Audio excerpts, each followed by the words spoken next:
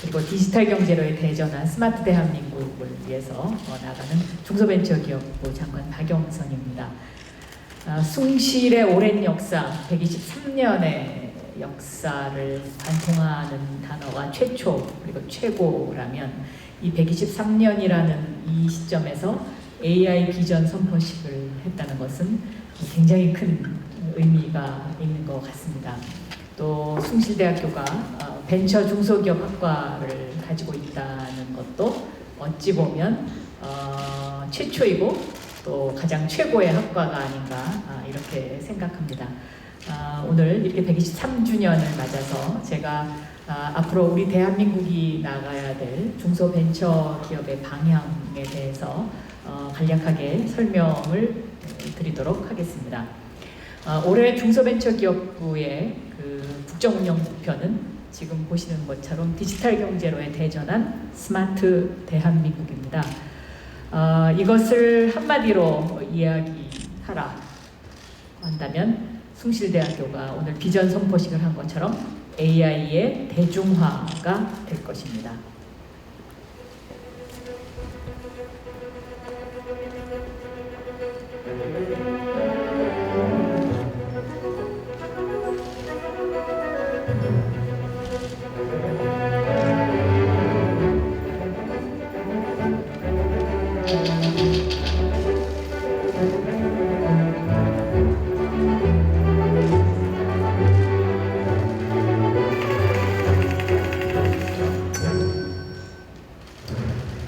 네, 지금 보신 것처럼 코로나19로 올 한 해 모두가 힘들었는데 이러한 힘든 상황 속에서도 대한민국의 창업은 크게 늘어났습니다. 굉장히 놀라운 수치입니다.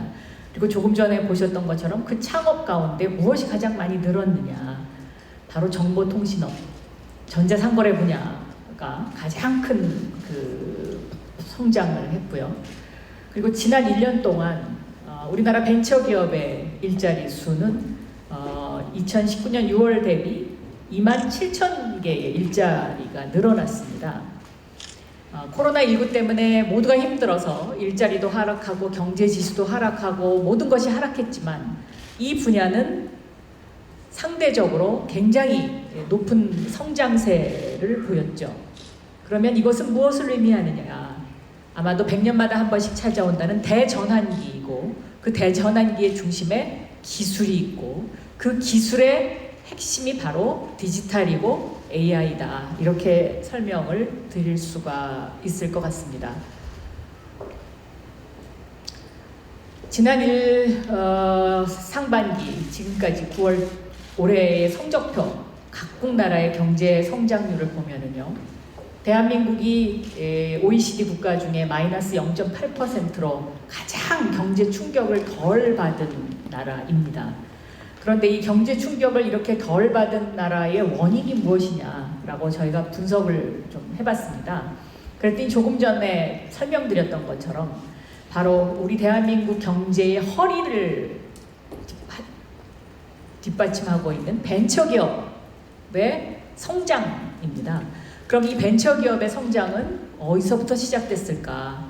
결국 대한민국은 1, 2차 산업혁명의 압축 성장, 50년의 압축 성장을 통해서 1세대 기업인 삼성, 현대, 대우와 같은 LG 이런 기업들을 만들었고요.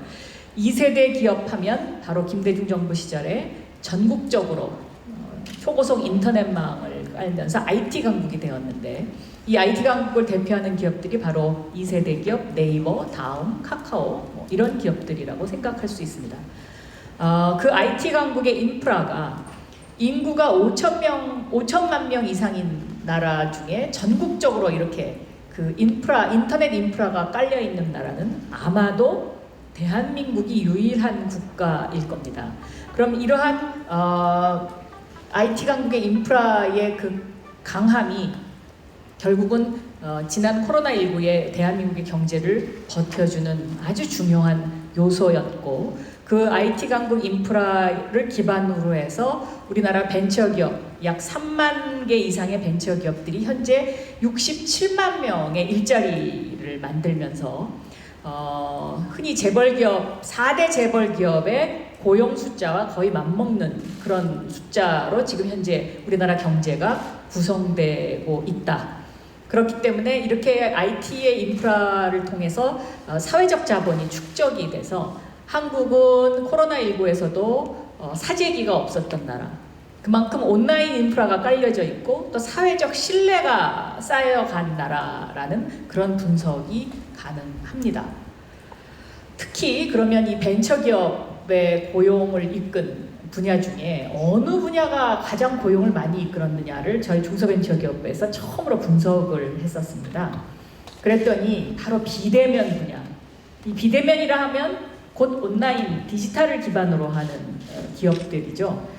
그래서 이 비대면 벤처 분야가 대면 기업은 기업당 0.5명의 일자리가 증가를 했으면 비대면 기업은 1.9명이 증가하는 이러한 양상을 이미 보였고, 이러한 비대면 분야의 투자는 2017년부터 시작이 돼서요. 정부에서 7천억, 2018년에 1조 2천억, 2019년에 1조 7천억, 이런 식으로 비대면 분야에 대한 집중적인 투자가 이루어졌고, 이 집중적인 투자가 2020년에 큰 힘을 발휘할 수 있었다. 그래서 숭실대학교가 벤처 중소기업과가 있다면 앞으로 이 벤처 중소기업과가 좀 더 주목해야 될 분야는 바로 이 비대면 분야가 아닐까, 저는 이렇게 분석을 할 수가 있겠습니다. 이 비대면 분야의 투자는요, 조금 전에 제가 설명드렸던 것처럼 그렇게 2017년, 18년, 19년에 정부의 지속적인 투자의 힘을 입어서 2020년 상반기의 성장률이 그러니까 투자에 대한 확대가 46.6%라는 놀라운 그 차별화를 지금 현재 보이고 있습니다. 그러면 이 비대면 벤처기업, 비대면 스타트업들이 결국은 혁신의 주역입니다. 지금 대한민국을 이끌어가는 혁신의 주역은 어디냐? 그럼 바로 이 비대면 분야의 벤처 스타트업들입니다. 이 비대면 분야의 벤처 스타트업들을 위해서 중소벤처기업부는 올해부터 스마트 대한민국 펀드를 1조 원 규모로 만들어서 비대면 분야에 집중 투자하고 AI 분야에 집중 투자하는, 그리고 바이오와 게임 등에 집중 투자하는 이러한 그 계획을 세웠고, 이 스마트 대한민국 펀드가 저는 원래 올 연말까지 할 계획이었는데 이미 지금 10월 달인데 1조 원을 거의 다 채웠습니다. 그러니까 그만큼 이 분야가 굉장히 활발한 성장세를 보이고 있다라는 것을 의미합니다. 중소벤처기업부는 이러한 그 벤처 스타트업의 비대면 분야를 좀 더 촉진하고 이것을 지원하기 위해서 최초로 비대면 서비스 플랫폼을 지금 만들었습니다. 그래서 이 비대면 분야의 재택근무가 가능하도록, 또 비대면 분야의 재택근무에서 빚어지는 각종 일상, 뭐 예를 들면 돌봄 서비스라든가 또 화상회의라든가 이러한 것들을 지원하는 공급기업과 수요기업을 플랫폼화했고, 수요기업 8만 개의 약 400만 원씩의 비대면 바우처 서비스를 지급하는 이러한 지원을 지금 현재 실시하고 있습니다. 그래서 이런 분야를 좀 더 저희가 촉진을 해서 앞으로 비대면 분야가 제3세대 디지털을 기반으로 한 1세대 기업의 삼성전자, 뭐 2세대 기업의 네이버라면 3세대 기업은 비대면 분야에서 나올 것이다 라고 저희가 예측을 하면서 이 비대면 분야의 벤처기업이 세계를 이끌어가는 글로벌 기업으로 성장할 수 있도록 하는 것이 중소벤처기업부의 궁극적인 목표다. 그래서 글로벌화를 지원한다라고 이렇게 설명을 드리고요. 특히 이제 그 중소벤처기업부에서 하는 규제자의 특구가 있습니다. 전국적으로 이 규제자의 특구를 중심으로 해서 여러 가지 그 규제, 비대면과 관련된 규제를 완화하고 이러한 기업들을 적극적으로 저희가 지원하는 그런 계획을 세우고 있습니다. 인공지능, 빅데이터 등 4차 산업혁명 기술을 결합하여 디지털 경제를 선도해 나갈 충분한 역량을 갖추고 있습니다. 네, 지난 5월 혁신벤처와 스타트업이 주력이 되어 세계를 선도하는 디지털 강국으로 대한민국을 도약시키겠습니다. 지난 5월 10일 문재인 정부 3주년 때 대국민 연설에서 대통령께서 하신 말씀입니다. 혁신 벤처 스타트업이 주역이 되어 세계를 선도하는 디지털 강국으로 가겠다. 이것이 앞으로 우리가 가야 할 바로 미래이고 숭실대학교가 123주년을 맞아서 선포하는 AI 선포식의 핵심 내용과 굉장히 맥을 같이 한다. 이렇게 설명을 드릴 수가 있겠습니다. 그래서 문재인 정부 3년 동안 경제 분야에 있어서 가장 많은 성장세를 보인 부분이 바로 이 벤처 스타트업 분야입니다. 이것은 기술 혁신의 어떤 시대적 전환기적인 요구이기도 하지만 그만큼 대한민국의 경제 체질의 변화를 가져온 부분이다라고 설명을 드릴 수가 있겠습니다. 그럼 앞으로 중소벤처기업부는 이 AI 디지털 시대를 위해서 무엇은 어떤 정책을 피는지에 대해서 설명을 드리도록 하겠습니다. AI는 곧 대한민국의 경쟁력이다라고 생각합니다. 그런데 우리가 이 AI 분야를 뭐 여러 가지 그 각도에서 살펴볼 수 있지만 세계 500대 슈퍼컴퓨터 중에 대한민국이 3대가 등록이 되어 있습니다. 이웃 나라 중국은 226대이고요. 미국이 113대. 굉장히 이 부분은 차이가 많이 납니다. 이 부분을 좀 더 저희가 앞으로 보강해야 되는 부분이고, 그럼 왜 대한민국이 이렇게 이 부분에 있어서 뒤처져 있느냐? 이것이 이제 바로 그 중국의 추격하고 밀접하게 되어 있는 부분인데요. 2010년대에 대한민국은 반도체 칩을 열심히 만들었지만 중국은 한국의 반도체 칩을 수입해서 클라우드 컴퓨팅에 집중을 했고 우리는 그 당시에 클라우드 컴퓨팅을 좀 소홀히 했습니다. 그래서 좀 최근에 와서 이 클라우드 컴퓨팅에 대한 이제 관심도가 집중되고 있긴 합니다만은 좀 늦었습니다만은 그러나 저희가 이런 어떤 반도체와 관련된 부분에 강점을 갖고 있기 때문에 충분히 극복할 수 있는 부분이다라는 그런 분석이 가능하고요. 그래서 그런 맥락에서 쭉 봤을 때 1980년대 PC 그리고 2000년대 초에 그 애플이 그 스마트폰을 만들면서 시작된 2007년의 모바일 게임 그리고 이제 모바일 시대까지는 한국이 반도체를 생산을 하면서 중국보다 월등하게 앞서갈 수 있었는데요. 2010년도에 이 클라우드의 경쟁과 그 클라우드에 대한 정책 면에서 제가 보기에는 조금 이 부분을 소홀히 했던 것이 아닌가 이런 생각이 듭니다. 그런데 이 클라우드 경쟁 부분에 있어서 중국과의 경쟁에서 약간 모자라는 부분을 그럼 무엇으로 채울 거냐? 바로 이 AI를 강화함으로써 이 클라우드와 AI를 연결시켜서 저희는 이것을 극복할 수 있다라고 보고 있습니다. AI는 곧 한마디로 이야기하다 그러면 이것은 미래 예측이다라고 설명드릴 수가 있겠습니다.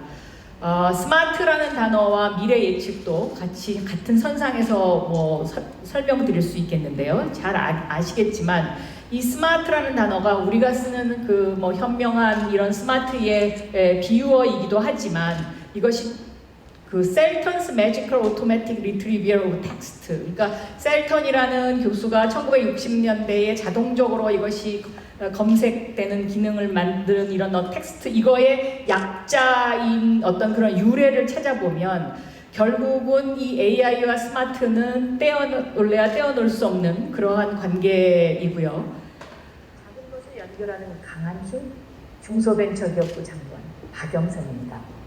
앞으로의 사회는 AI 사회로 새로운 전환의 시대입니다. 세계 최강의 DNA 코리아가 될 수 있도록 진심과 열정을 다하겠습니다. 감사합니다. 너무 똑같아서 놀라셨죠?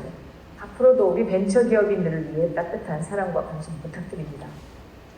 네, 조금 전에 보신 게 AI 박영선입니다. 가짜 박영선이죠. 그런데 요즘 보니까 어느 뉴스에선가 AI 앵커가 등장했더라고요. 좀 전에 보신 그 화면은 우리나라 스타트업이 저를 한 1시간 동안 촬영을 했습니다. 아무 말이나 하라고. 그래서 그거를 이제 딥러닝을 시켜서 텍스트를 치면 저렇게 이제 나와서 이야기를 하는 것인데요. 이미 우리 생활 속에 AI가 정말로 많이 이미 스며들고 있죠. 맨 아래 화면, 저 사과가 열려 있는 저 농장은 강원도 영월에 있는 농장인데, 저 농장에 AI를 달아서 오늘은 햇볕 일조량이 얼마, 또 강수량은 얼마, 그래서 이 사과가 필요로 하는 영양분은 무엇이다 라는 데이터가 나오면 그 데이터대로 영양분을 줬더니 이 세상에서 가장 맛있는 사과를 이미 만든 스마트 팜의 그 장면이고요. 그 AI와 관련된 부분에 있어서 저희 이제 중소벤처기업부에서 하는 중요한 일 중에 하나가 바로 스마트 공장입니다. 이 스마트 공장을 어떻게 AI와 접목시켜서 고도화하느냐라는 것이 이제 저희 부서의 굉장히 중요한 일인데요. 대한민국에 있는 스마트 공장 중에 포스코가 갖고 있는 스마트 공장이 다보스 포럼이 선정한 등대 공장입니다.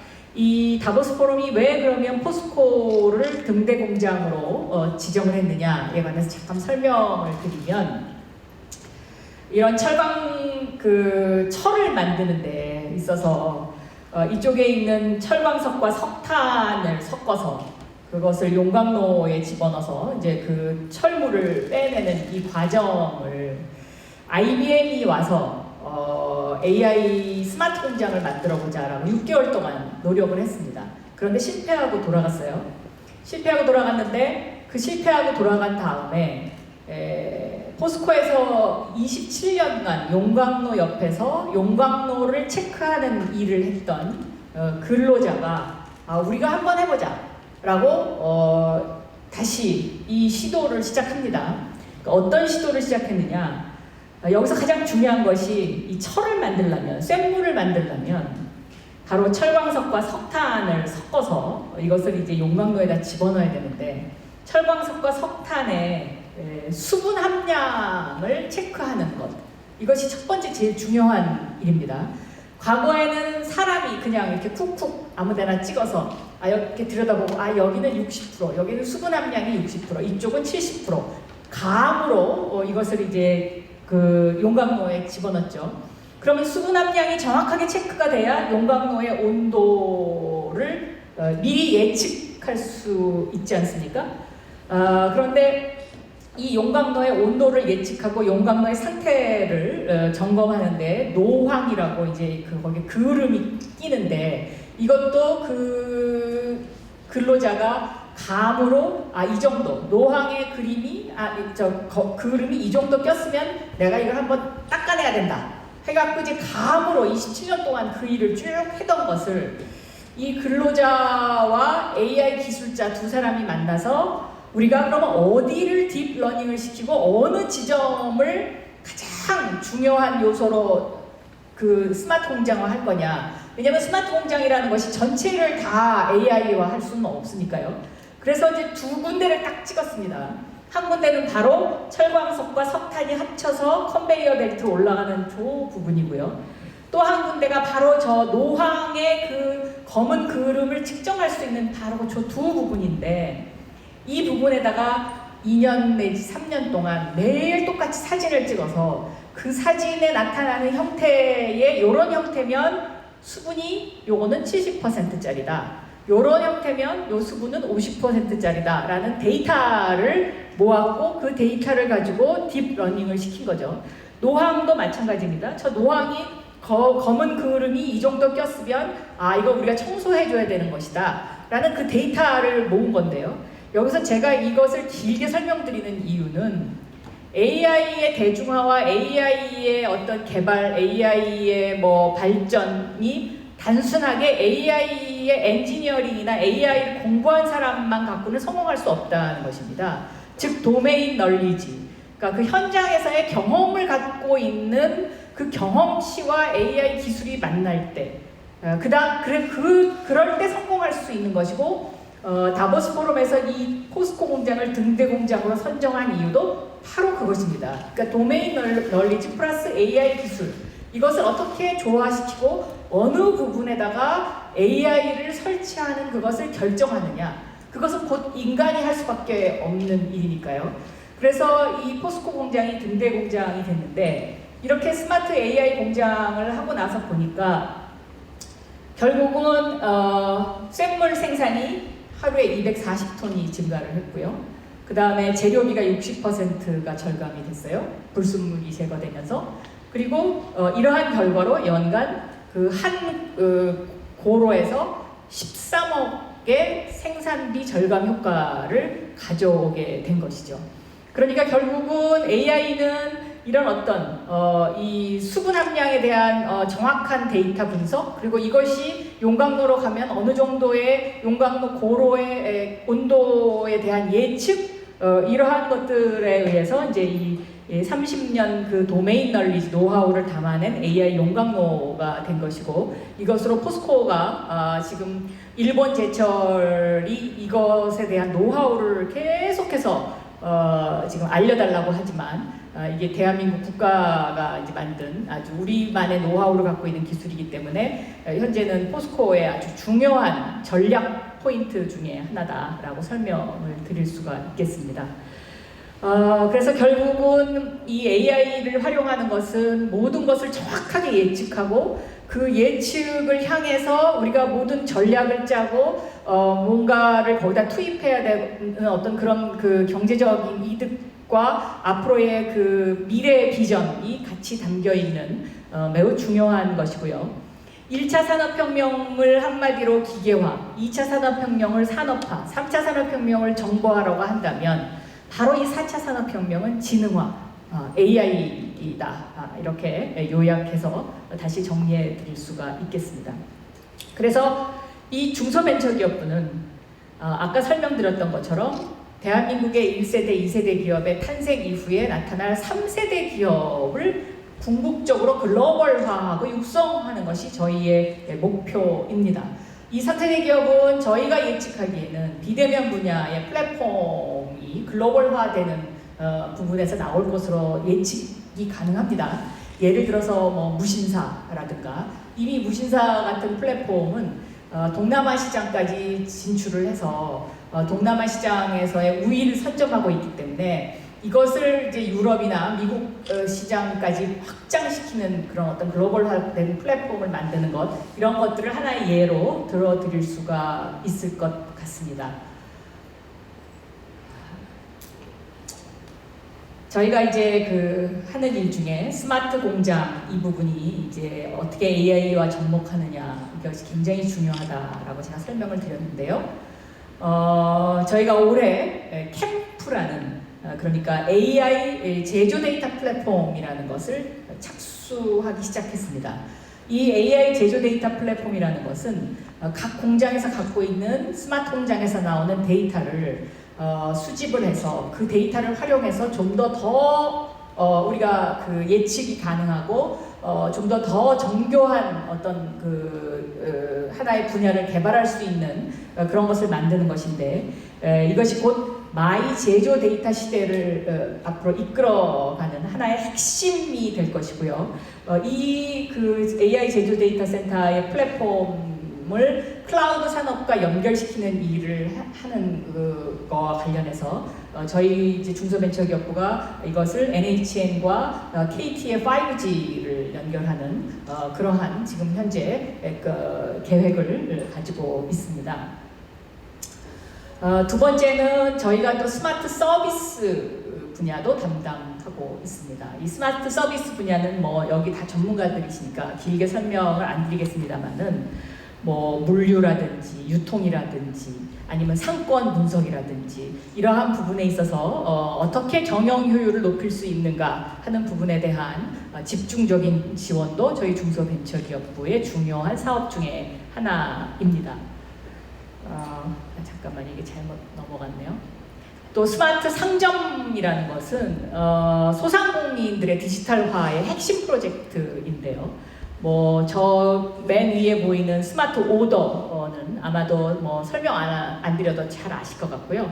또 스마트 미러라고 해서 내 머리 스타일, 내가 살고 싶은 옷의 스타일을 이렇게 거울에 대보면 아 이것이 어울린다 안 어울린다 이렇게 미리 판정할 수 있도록 하는 뭐 이러한 것들 등등, 또 무인 슈퍼마켓 등등 뭐 이러한 것들이 바로 스마트 상점을 대표하는, 그리고 소상공인의 디지털화를 이끄는 그러한 핵심이고요.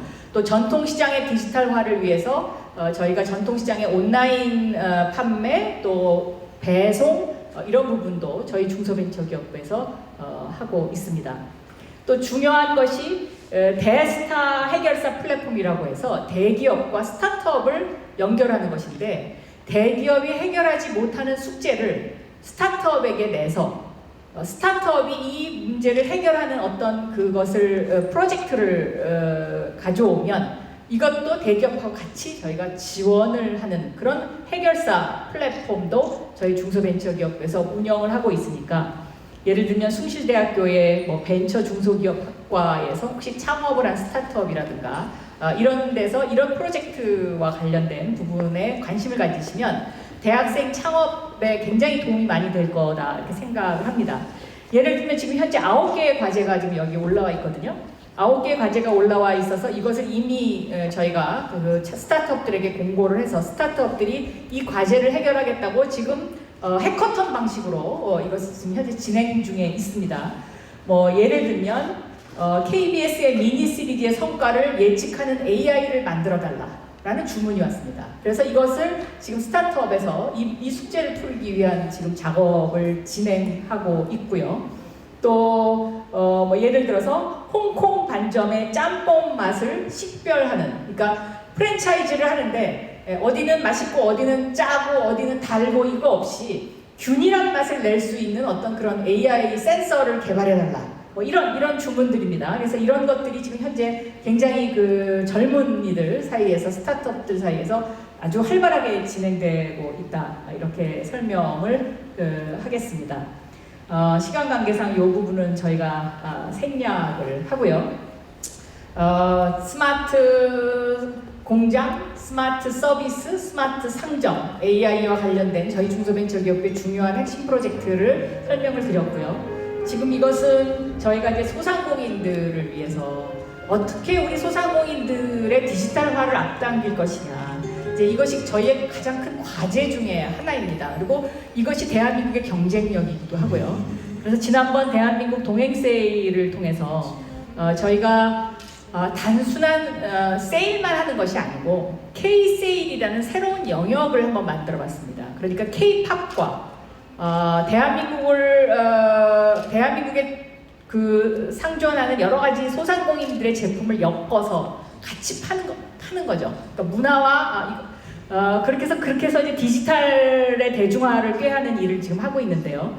라이브 커머스라든지 QR 코드 판매라든지 이런 것들을 지난번 대한민국 동행세일에 선보여서 지금 현재 이것이 이제 계속해서 진행되고 있고, 특히 최근에 와서는 이 소상공인과 전통시장 상인들이 이 분야에 아주 관심을 많이 보이면서 내 것도 온라인으로 라이브 커머스로 팔면 산골 가게도 세계적인 것이 될 수 있다는 어떤 확신 같은 것을 지금 현재 심어주는 작업, 이런 것들을 하고 있고요. 그리고 동네 슈퍼마켓이나 또 전통시장이나 이런 곳들에서도 온라인 판매를 통해서 이것을 집에까지 배달해주는 생태계를 조성하는 일, 이런 것들도 저희가 하고 있습니다. 그래서 최근에 와서는 이 비대면 판매의 그 판매량이 엄청나게 증가를 했고, 특히 올 한 해 들어와서 대한민국의 수출과 관련해서는 수출이 하락세를 보이면 과거에는 중소기업부터 하락하기 시작했는데, 오히려 중소기업은 굳건하게 버티면서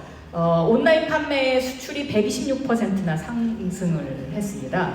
그리고 중소기업의 수출이 9월달 들어와서는 무려 19% 이상 지금 증가해서 회복세로 오히려 돌아섰다는 이제 그런 어떤 그 수치가 이런 것들을 뒷받침을 해주고 있습니다. 그래서 이제 앞으로는 저희가 이런 어떤 그 소상공인 분야도 글로벌 성출을 통해서 외국에서도 K-팝을 보면서 물건을 살 수 있는 이런 것들을 지금 현재 시도를 하고 있고요. 이런 시도가 지난번에 네이버 셀렉티브 TV를 통해서 전 세계로 송출이 됐었는데요. 그 당시 K-팝과 브랜드 K를 섞어서 저희가 판매를 했는데 무려 동시 시청자가 85만 명이었고요. 좋아요 댓글이 뭐 4천만 개까지 달리는 이제 그런 어떤 기록을 갖고 있기 때문에 이것이 앞으로 무한한 가능성을 갖고 있다 이렇게 생각이 됩니다.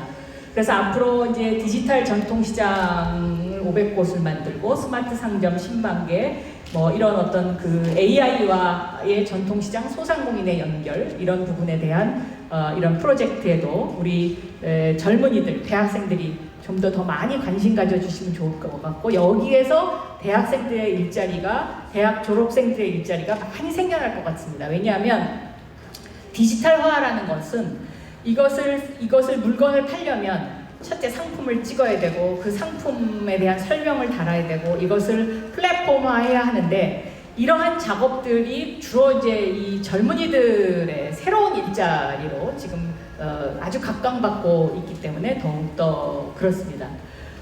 그래서 앞으로 이런 어떤 이제 우리 중소벤처기업부는 소상공인들의 그 데이터를 모아서 이 데이터를 플랫폼화해서 상권 정보 시스템을 통해서 내가 창업을 여기 가서 하면 어느 정도의 성공 확률이 있는지 이런 어떤 예측 시스템까지 좀 연결해보는 이제 그런 일들을 하려고 노력하고 있습니다.